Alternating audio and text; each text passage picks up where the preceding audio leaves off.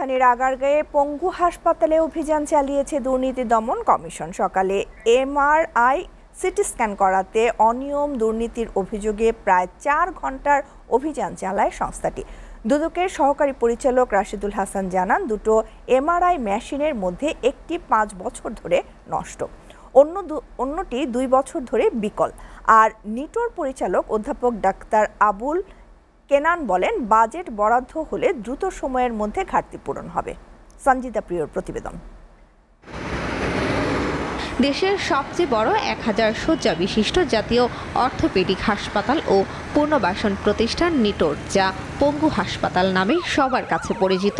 প্রতিদিন শত শত রোগী আসে হাসপাতালটিতে, তবে 5 বছর ধরে অচল এমআরআই মেশিন। এ বিষয়ে প্রয়োজনীয় ব্যবস্থা নিতে স্বাস্থ্য অধিদপ্তর, মন্ত্রণালয় সহ সংশ্লিষ্ট দপ্তরে চিঠি দিয়েছে হাসপাতাল কর্তৃপক্ষ, কিন্তু এতে ঘুম ভাঙেনি প্রশাসনের।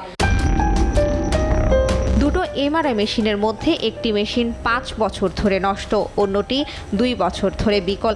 সিটি স্ক্যান মেশিনগুলো বিকল অবস্থায় রয়েছে, একই সঙ্গে 8টি এক্সরে মেশিনও বিকল।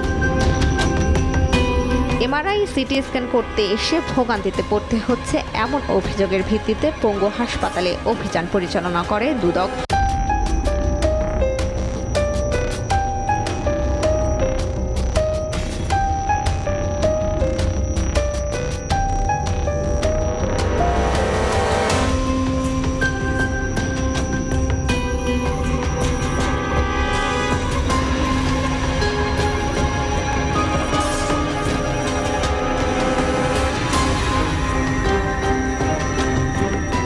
এই সময় বিভিন্ন ওয়ার্ড, রান্নাঘর, খাবার ক্যান্টিন সহ বিভিন্ন জায়গায় ঘুরে অভিযোগের সত্যতা পাওয়া গেছে, জানান দুদকের সহকারী পরিচালক। রোগীরা দীর্ঘদিন যাবত এসে এমআরআই করতে পারছেন না।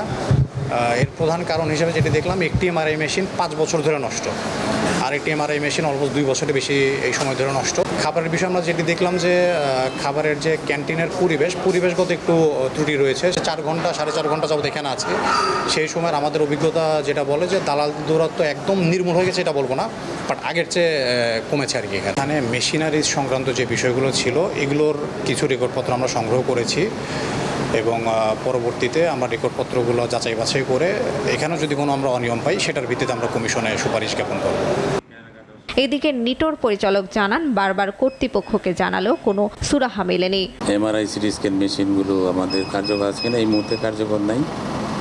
আমরা দফায় দফায় বিষয়গুলি মন্ত্রণালয় সহ সংশ্লিষ্ট কর্তৃপক্ষকে অবহিত করেছি এবং মন্ত্রণালয় থেকে আমাদেরকে আশ্বাস দেওয়া হয়েছে এবং সেটার জন্য দ্রুতগতিতে বাজেট প্রণয়নের কথা ওনারা বলেছেন এবং সেটি হলেই হয়তো এমআরআই সিটি স্ক্যান মেশিন আমরা পেতে পারি। এর এই দুর্ভোগটা হয়তো তখন থাকবে না বা কমে আসবে।